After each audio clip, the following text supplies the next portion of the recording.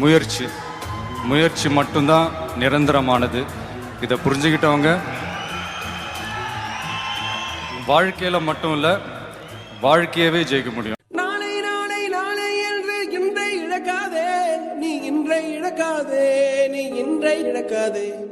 இன்றை விதித்தால் நாளை முளைக்கும், அதை நீ மறக்காதே, நீ அதை நீ மறக்காதே, நீ அதை நீ மறக்காதே.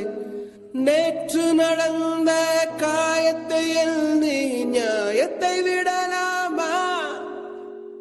நியாயம் காயம் அவனே அறிவான், அவனிடம் அதை நீ.